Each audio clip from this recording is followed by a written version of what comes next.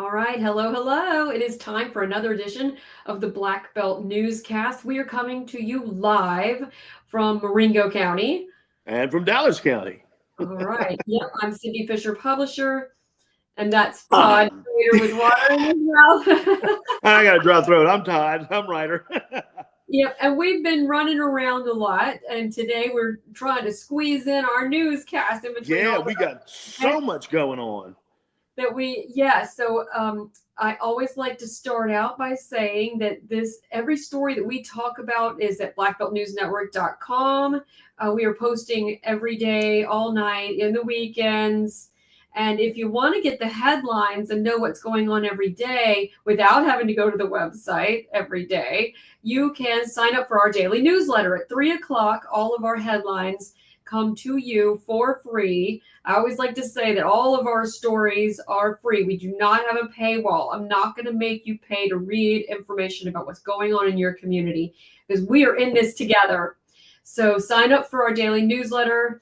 I won't ask you to pay for it. I might ask for a donation. Well, that'd be a big help.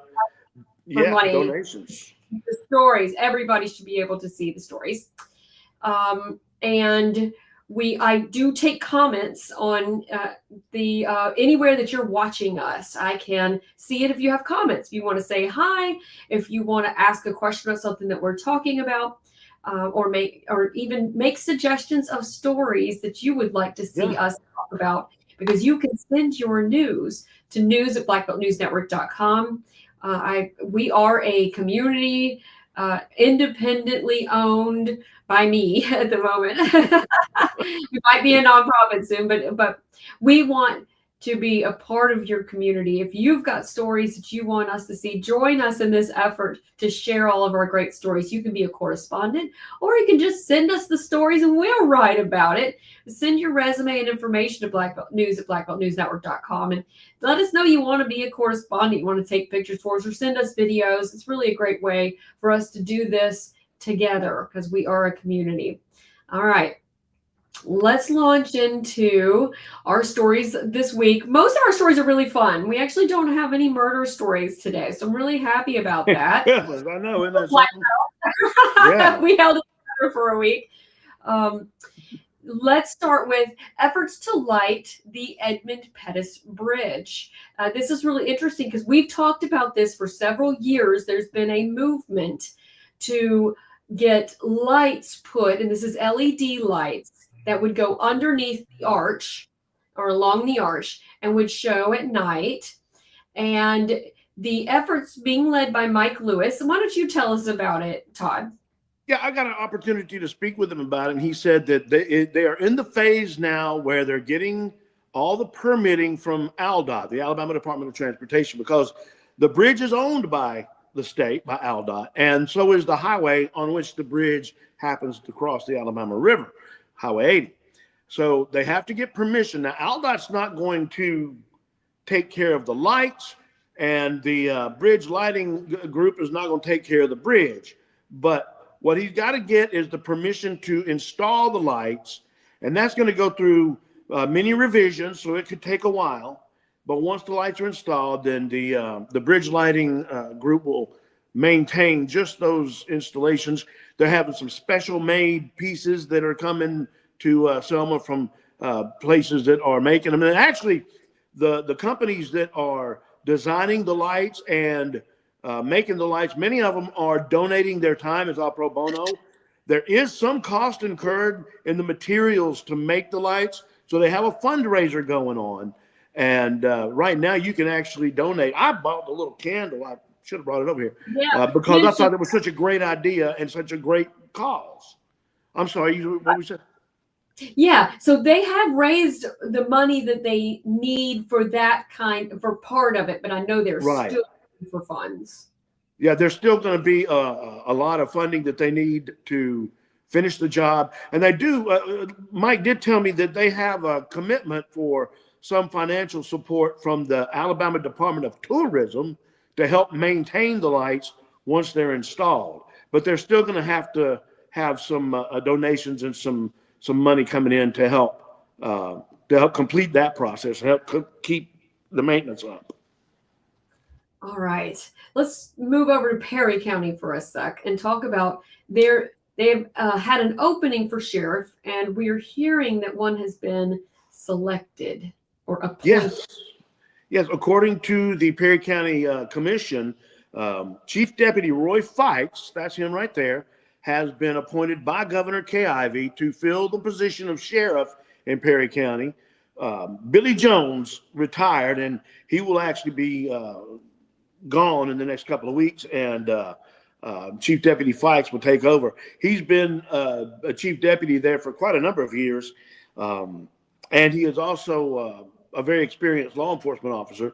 I'm supposed to speak with him next week, so we're going to have, hopefully for our next edition, a complete story and details, and we'll kind of introduce the black belt to Chief Fikes to Sheriff Fikes now, and we'll be able to know more about him. But I've met him before in the past. He's a really nice guy, so I'm hoping that's good things for Perry County. All right. Now, we also have been following a story about cleanup of illegal dump sites throughout Dallas County and Selma. And we're hearing that there's funding that is set aside now to do some of this cleanup. Right. There's a number of really serious dump. That right there is Mulberry Street, which is just off of Race Street inside the city. Now, that's going to be a separate contract, but ADEM is going to help clean up this site within the Selma city limits.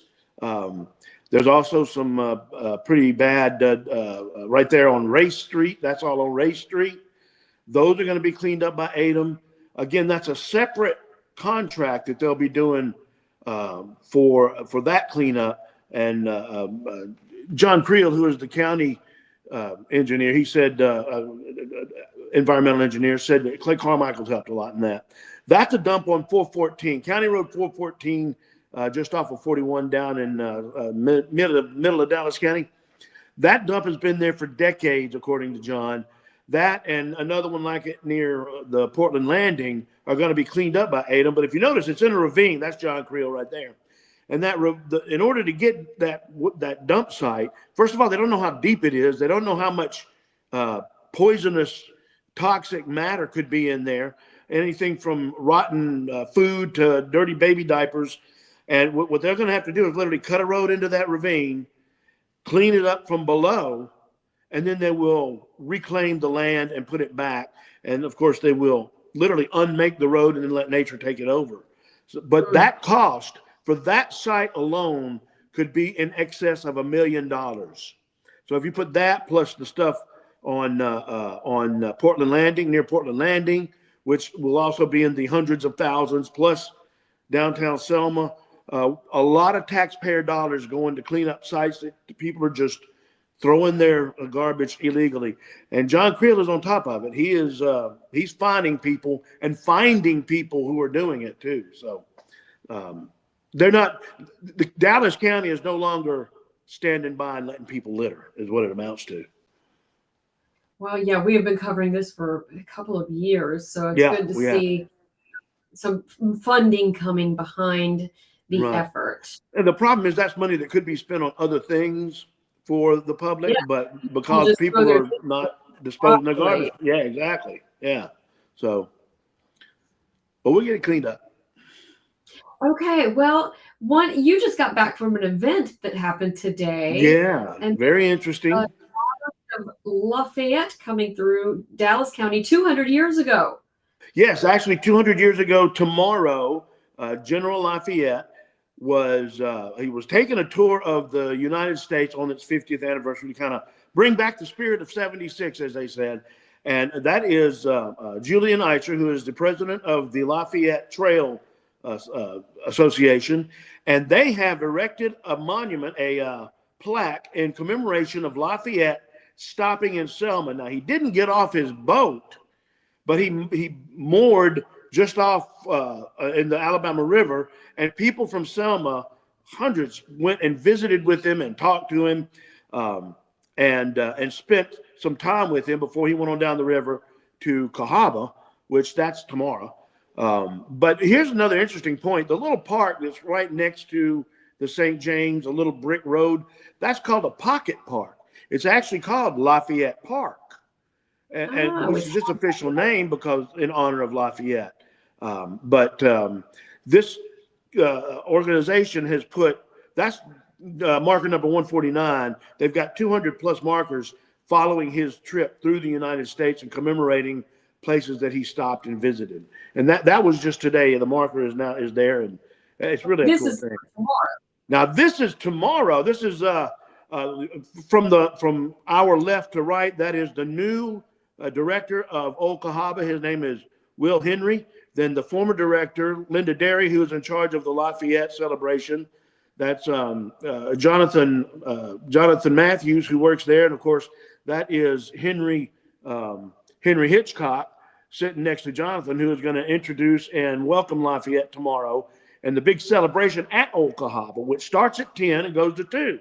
There's going to be wild game to taste. There's going to be vendors. There's going to be music. It's going to be a fun event to honor the fact that Lafayette stepped off his boat, came to what was then the capital of the state of Alabama, and visited to help bring the country together, help bring the country to a more.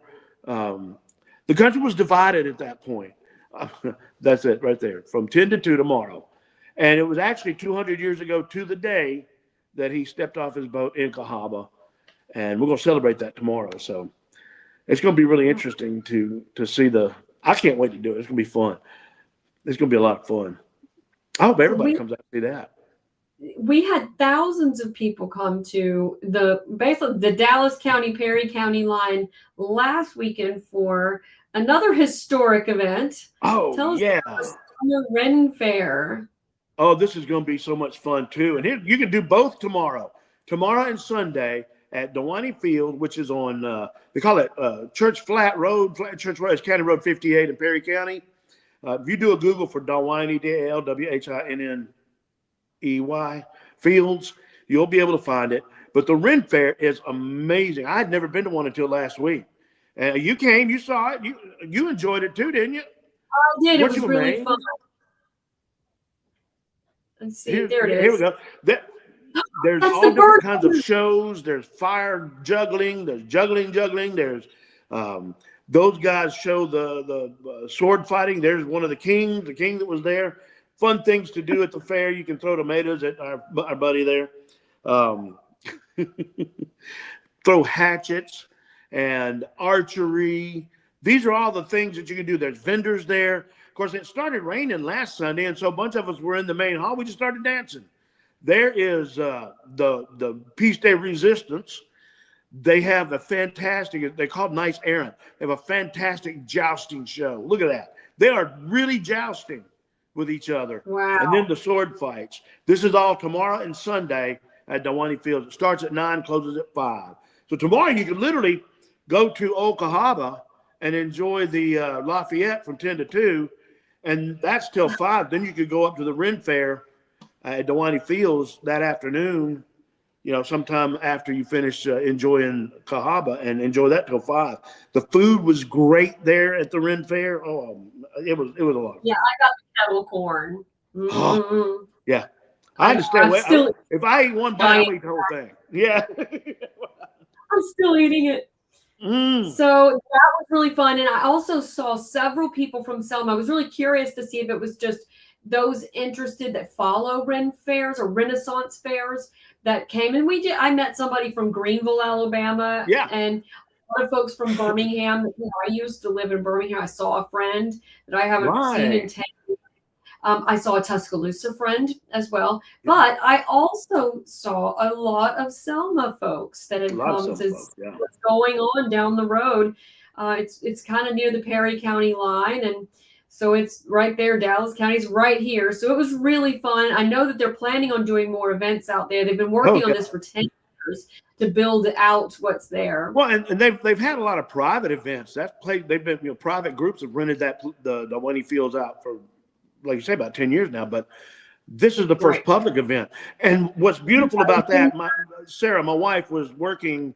She works at Tractor Supply. She was at work, and somebody came through and was talking about going to the Ren Fair, and it was actually a person who owns a bed and breakfast here in Selma, and said that her bed and breakfast was completely sold out both weekends of the rent fair, which goes to the point. These are excellent events, the Okahaba, the rent fair, for tourism in Dallas County and in the whole Black Belt, because there are people from all over the country that are coming to our area for that event. And they're bringing with them their families, their money. They got to buy gas. They got to eat. They got to have a place to stay.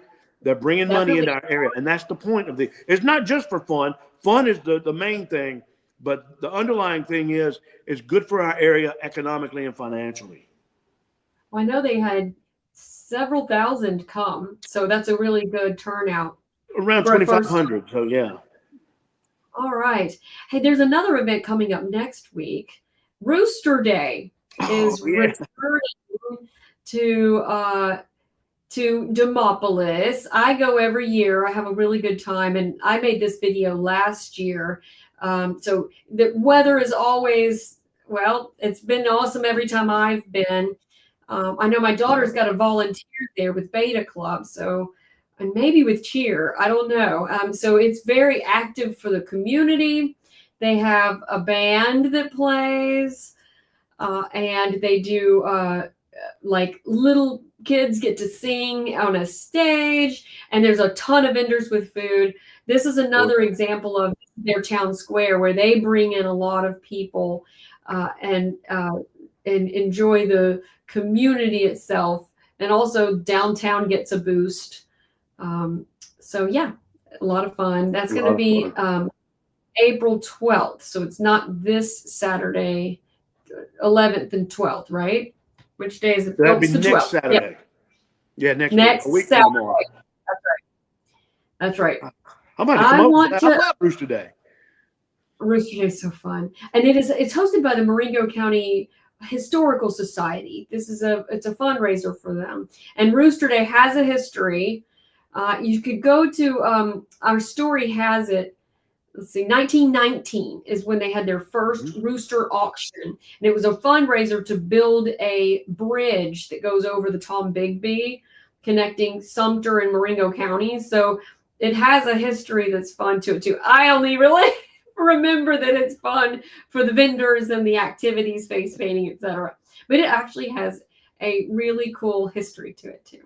And the bridge that is on Highway 80 now that goes across the Tombigbee is, to this day, although it's not the original by any means, it's still called the Rooster Bridge.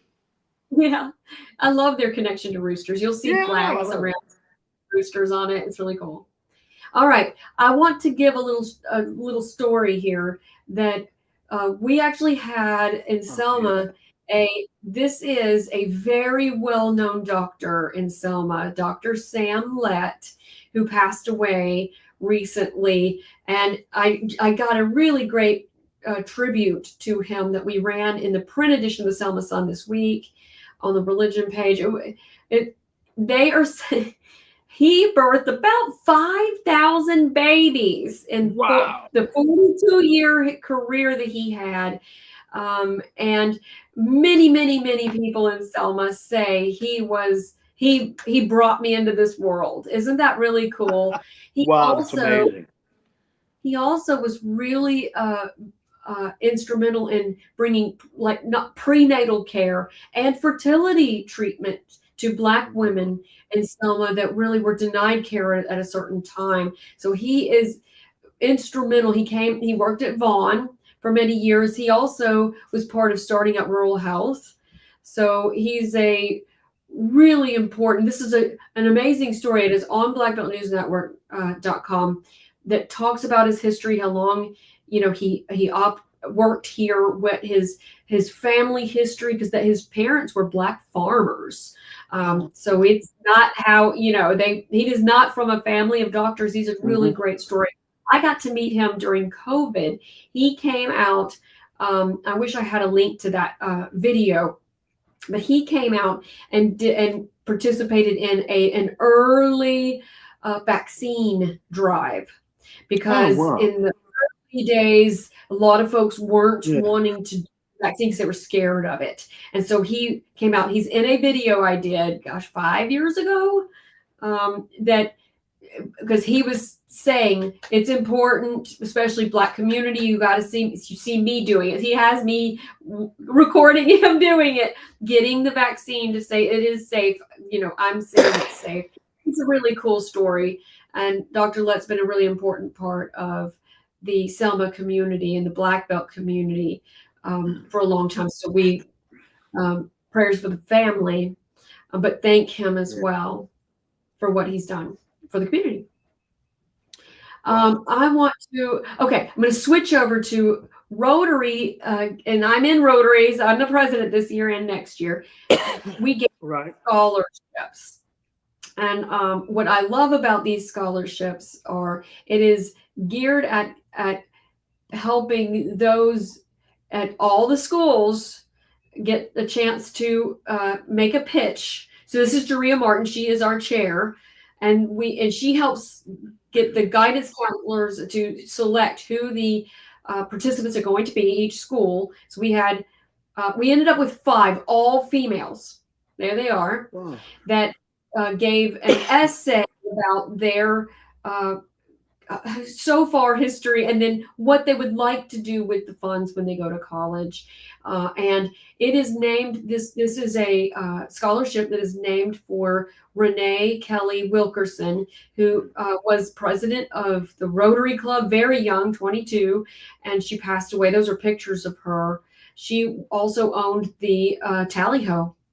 When she died in a car accident in 2017. It is in her honor, so memorial scholarship. That's Sydney Pritchett right there that won the top scholarship, but everyone got funds. That is the new superintendent of Selma Schools that was there as well. So it was a really great event, and we actually did some fundraisers this year, Selma Rotary Club, and we're able to give out more funds this year than we've ever been able to give out, which is really exciting. And it helps our Selma Dallas County seniors get a chance to reach for higher education, and really proud of those kids. Everyone left with money. It was just ranked for those five young ladies. So it was really exciting. Good for them. And I'm glad to see it in honor of Renee. Renee was a friend of mine. That's awesome that they did that. That was really a good thing. I know her in 2018, so I missed meeting her by a year. And you saw her daughter there, Anise, but we call her Nisi. She comes to the scholarship every year and helps us give the awards to the winners in honor of her mom. She was, I think, 18 months old when her mom passed away. Yeah, she was just a baby. Yeah. So we have another story of someone leaving us early, and that is Caden Tallier, who they retired his baseball jersey last week. Oh, yeah. And what a sweet ceremony. And this is for Caden was a junior, and he had a brain injury at a football game in August. And he passed away the next day. It's really sad. And so they retired the football jersey that was also number 17. And then this week, on Friday of last week, they retired his baseball jersey. He was great at both sports. He was such a sweet. It was amazing. And we had a lot of, we went to his memorial and went to the funeral and have videos and stories out of that. He was a really special kid. So that happened this week. He's a special family. His family is really awesome too. Yeah. Okay, we're going to do a Black Belt Roundup. Most of my Roundup stories are event related. Our correspondents, Valencia attended the Live Health Smart, had an opening day at the new East Selma Pond. And so she got an interview this is a leader of SEAL, CEAL, and she's going to tell us a little bit about her program. I am Daphne Martin. I am a member of the community as well as the Block Club captain. And today we did a kickoff event for Alabama SEAL. And it turned out great. The good Lord blessed us and held over with the weather. We were looking for at least 100 people. I think we had that plus some. We had different events like tug of war. What all we did? Ring toss. What was it? A line dance with the rings. Over on this side, we did our sign-in, and we had the DJ, different other vendors that were out, and a lot of different free stuff was given out. We had over in the corner behind us, we had fruit, yogurt cups, vegetables. It was just perfect. And to top it off, we had our farmers to come out. Those farmers were people were given vouchers for going into a wellness camp-like thing set up, and you go through the process, and then you would get a voucher, and you come out here and you use that voucher with the farmers to buy whatever produce you wanted to, and you enjoyed yourself. We did line dancing. Many different exercises were given and shown how to do. You had prizes that were given out, or should we say incentive, and it was a great day. Thank you to all those that did come out. We truly appreciate you. There will be many other things coming forward in the future, and please come out and join.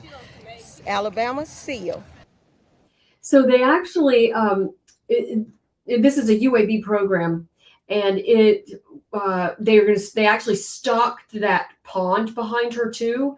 And I was thinking it might be ready for them to go ahead and fish that pond, but it is not ready yet. What they do is they put the fish in, they have to get settled for a couple of weeks or months.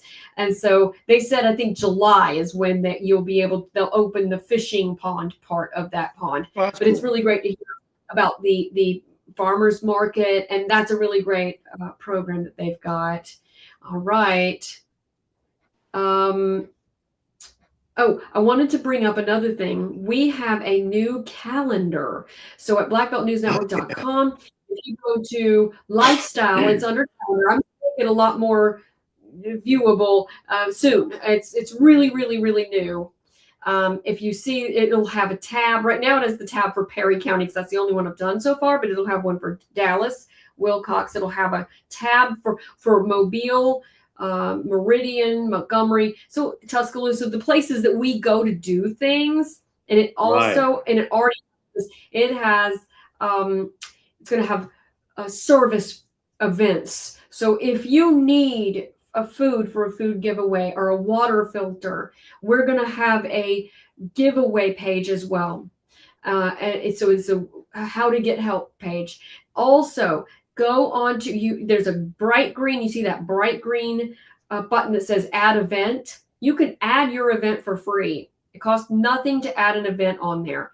You do have to pay to have it in these top spots. It's $15, which is pretty cheap, to have it scroll in this as a featured event. So just that is one other way that we are trying to connect the community to the needs that you guys have. All right.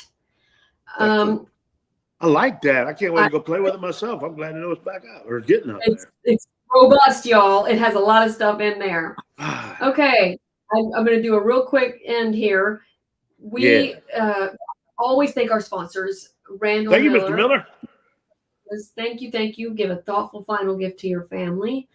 We talk about this one each week, how important it is to pre-plan your funeral. It is a gift that you can give to your family. And it helps you also save money. We also say, hey, donate. We keep our content free, but we still need help to pay for it. There's so many ways that you can give and things that you can give toward. And we appreciate it when you do give. Thank you. Follow us on Facebook, Instagram, TikTok, and YouTube. And Blue Sky. I need to add that on there. That's new. We've joined Blue Sky. And so it's been a really busy Friday with all of our fun events as we kick in. And next week we will be back with you on Friday next week with more happenings. And more until stuff. then, Thanks. we'll see you then. Have a great week.